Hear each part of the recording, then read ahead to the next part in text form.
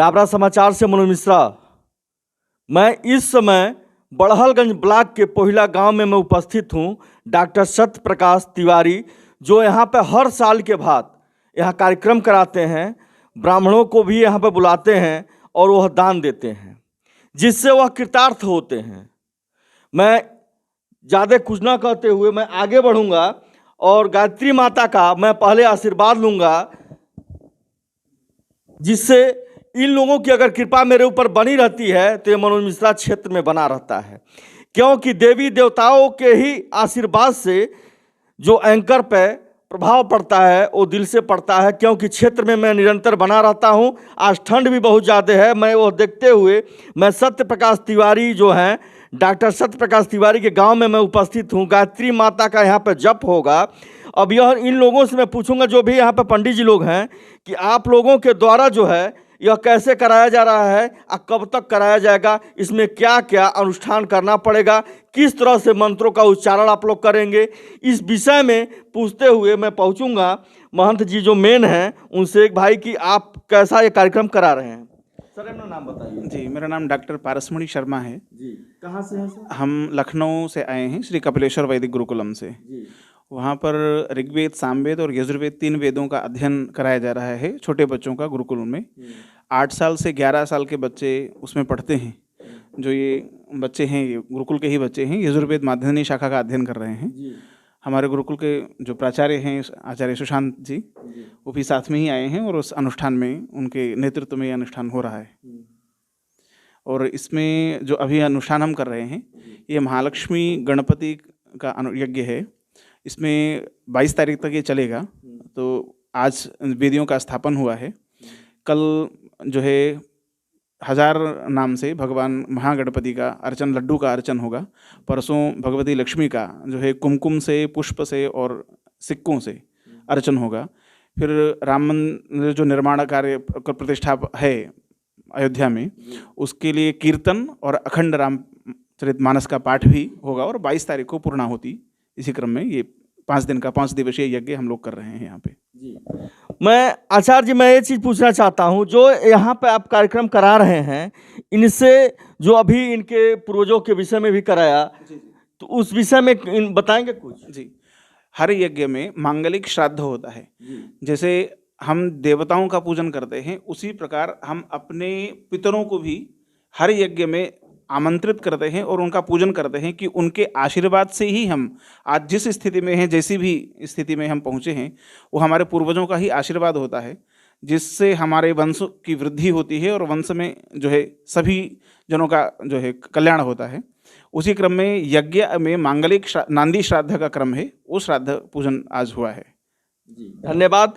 क्योंकि ऐसे ऐसे जगहों पर मुझे कवरेज करना अच्छा लगता है।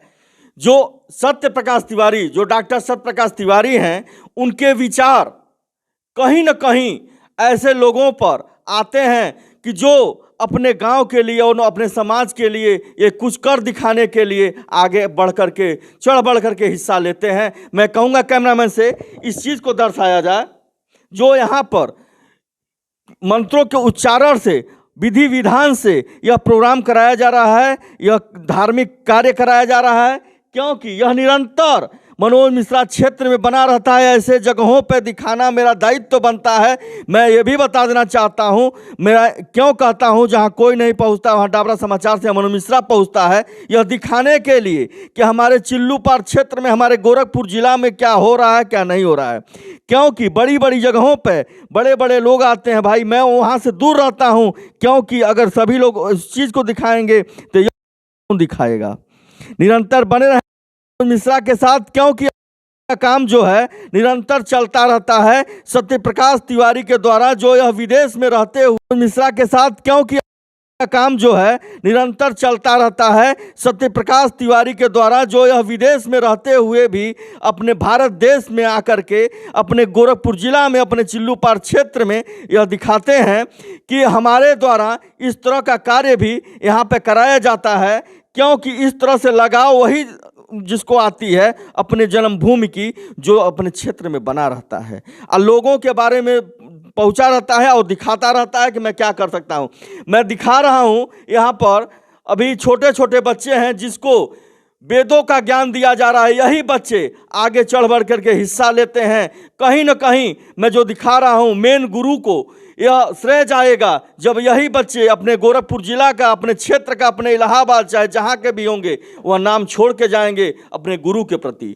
मैं आगे भी इनसे पूछूंगा कि इसमें क्या आप तथ्य रखते हुए क्या इनके ऊपर दायित्व रखते हैं कि इतना अध्ययन करना आपको जरूरी है। यह बताइए आप कब से लेना चालू करें, या 5वीं से या तीसरी में, जो भी मतलब कुछ होता होगा ना? जी जी, इसका मानक आयु से है। हम 7 वर्ष के बालक को प्रवेश लेते हैं। 7 वर्ष से कम 7 वर्ष का बालक हो और अधिकतम 10 वर्ष का। इस क्रम में जब हम शुरू करते हैं तो बच्चा जब तक 20 वर्ष का होता है तो पूर्णतया दशलक ग्रंथि एक उपाधि है वेद में, कि वेद के वो क्रम को पूरी तरीके से पूरा कर चुका होता है। और दशक ग्रंथि एक उपाधि है, उसको प्राप्त करता है। घनांत आदि पढ़ के वेदों का क्रम जो है संहिता, पद, क्रम, ध्वजा, माला, रेखा, दंड और घन आदि का, जटा, घन आदि, इसके क्रम में वो पूर्ण शिक्षा प्राप्त करता है। उस क्रम में हम बच्चों को आगे अध्ययन करा रहे हैं, जो प्रायः अपने वहाँ लुप्त हैं। वेद विद्यालय जो हमारा वेद विद्यालय है उसका उद्देश्य है जो शाखाएं लुप्त हो गई हैं और जो लुप्त प्रायः हो रही हैं, जो अभी लुप्त कुछ विद्वान पूरे भारतवर्ष में हैं, उन शाखाओं के आचार्यों को तैयार करना, ये हमारे जो है गुरुकुल का उद्देश्य है। पूर्व में ऐसा प्रमाण मिलता है कि चारों वेदों की 1131 शाखाएं थी। अभी जो है 9 शाखाएं उपलब्ध हैं पूरे भारतवर्ष में। हम लोगों की जो है ज्ञान का बहुत ह्रास हुआ है, और इसका ह्रास ना हो, जो उपलब्ध है ज्ञान, वैदिक ज्ञान जो अपना उपलब्ध है उसको हम संरक्षित रख पाएँ, उस क्रम में हम बच्चों को तैयार कर रहे हैं। जी, मैं ये आपसे पूछना चाहता हूँ आचार्य जी, जैसे क ख ग घ से ही आप चालू कराते हैं कि कुछ इनको ज्ञान अर्जित पहले से ही रहता तब आप कराते हैं? जी, अक्षर ज्ञान बच्चों का होता है। जब बच्चे का प्रवेश होता है तो बालक को हिंदी पढ़ना लिखना आदि आता है सामान्य रूप से। गुरुकुल में आने के बाद वो क्रम आगे चलता है। जी जी, धन्यवाद। आप यह बताइए, गोरखपुर जिला में चिल्लूपार क्षेत्र में पोहिला गांव में आने से आपको यहाँ पर धार्मिक कार्य कराने से क्या अच्छा लगता है? यहाँ प्रकाश तिवारी जी के विचारों जी जी की बात करें आप। ये प्रायः ही बहुत कम देखने को मिलता है कि कोई व्यक्ति जो दूसरे देश में जन्मा और उसके बावजूद भी अपने पूर्वजों की जन्मभूमि से जुड़ा हुआ है, अपनी संस्कृति से जुड़ा हुआ व्यक्ति, ऐसा बहुत कम ही देखने को मिलता है। ना ही कि उसमें है मान्यता में कि कोई भी नहीं होगा। 1-2 गिने चुने लोग होते हैं जो इस क्रम में अपनी संस्कृति और धर्म से जुड़े रहते हैं। तो ये उनके पूर्वजों का ही आशीर्वाद है कि वो इस क्रम में लगे हैं और यहाँ भारतवर्ष में आके अपनी संस्कृति के कुछ छोटे छोटे कार्य करना, लोगों को सहयोग करना, गुरुकुलों में सहयोग करना, इस क्रम में वो लगे रहते हैं। तो ये बेशक उनके पूर्वजों का ही एक प्रेरणा है या उनके पूर्वजों का आशीर्वाद है, उनकी माताजी का, उनके पिताजी लोगों का ही, जिनके माध्यम से वो आज अपनी जन्मभूमि से जुड़ते हैं। जन्मभूमि के लोगों के निमित्त हम क्या कर सकते हैं उस पर निरंतर चिंतित रहते हैं कि हम अपने गांव, अपने लोगों के लिए हम क्या क्या कर सकते हैं, तो और उनका सहयोग करके उनको कैसे आगे बढ़ाना, उसमें वो रहते हैं। उसी क्रम में वो हमारे गुरुकुल से भी जुड़े हुए हैं और बच्चों को प्रोत्साहित करना कि आप आगे का अध्ययन करें और कैसे करें, कुछ समस्या हो तो हमें बताएं, इस क्रम में भी वो रहते हैं और उसका कुछ समस्या होती है तो उसके लिए तत्परता से सामने आते हैं और उसमें सहयोग करते हैं। जी धन्यवाद। अभी आचार्य जी के द्वारा यह बताया गया है कि यहाँ पर सत्य प्रकाश तिवारी गुरुकुल से भी जुड़े हुए हैं और वहाँ पर निरंतर यह पूछते रहते हैं कि हमारे सत्य प्रकाश तिवारी गुरुकुल से भी जुड़े हुए हैं और वहाँ पर निरंतर यह पूछते रहते हैं कि हमारे लायक कोई सेवा हो तो बताया जाए। क्योंकि मैं बता देना चाहता हूँ, धर्म कर्म तो सब लोग करते हैं, लेकिन गुरुकुल से वही जुड़ते हैं जो अपने क्षेत्र के मिट्टी से जुड़ा होता है, अपने धर्म से जुड़ा होता है, अपने हिंदू धर्म से जुड़ा होता है, यह दिखाने के लिए कि हमें लगाव है। उन देवी देवताओं का आशीर्वाद है कि जो यह निरंतर सत्य प्रकाश तिवारी ऐसे लोगों के विषय में सोचते हैं। अभी मैं नहीं कह रहा हूँ, आचार्य जी के भी बारे में इन्होंने बताया, आचार्य जी भी सत्य प्रकाश तिवारी जी के बारे में बताए हैं। सर अपना नाम बताइए। सुशांत शेखर झा। आप कुछ बताएंगे जी? हम जो गुरुकुल चलाते हैं जी, लोग तो शिक्षा बहुत दे देते हैं जी, आप बच्चों को पढ़ाएंगे, वो सब शिक्षित होते हैं, परंतु शिक्षित के साथ में संस्कारवान लोगों की बहुत कमी है। जो कि हमारा गुरुकुल बच्चों में संस्कार के साथ, शिक्षा के साथ साथ संस्कार भी देता है और दुनिया में कैसे कैसे आगे संस्कार के साथ दुनिया के साथ चले, आगामी जीवन में अपना कैसे भविष्य उज्जवल कर सके, कंप्यूटर इत्यादि की शिक्षा इनको प्राप्त होती है।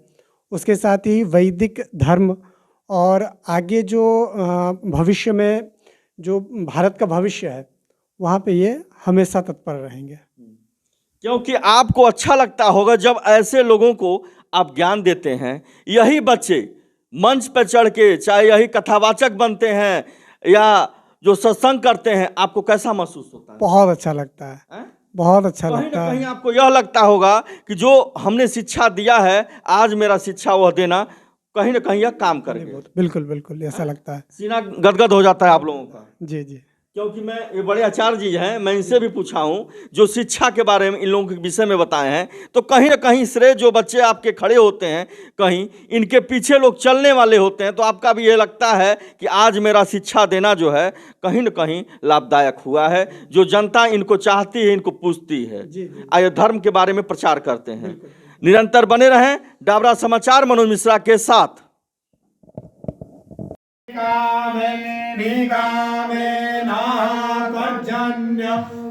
खातु फलवत्यो न ओघदयः पचियन्ताञ्जो गच्छेमो न कल्पतां ब्राह्मणो स्यामुखमासीद्बाहुरा जन्यासूर इगव्यो दिव्याधिमहारथो जायदान्दो धृधे निर्भोढ नटवानाशु ॐ नमो ब्रह्मण्यदेवाय कृष्णाय गोविन्दाय नमो नमः।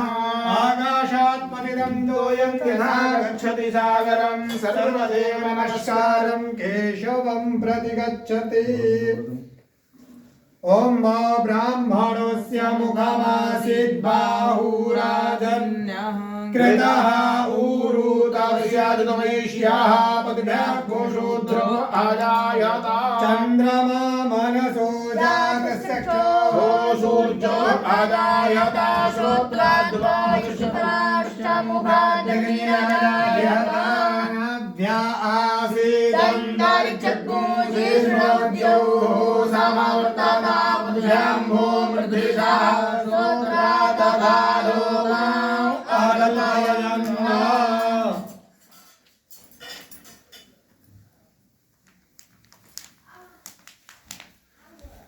नमः सर्वहितार्थाय जगदाधारहेतवे साष्टाङ्गोऽयं प्रणामस्ते प्रयत्नेन मया कृतः।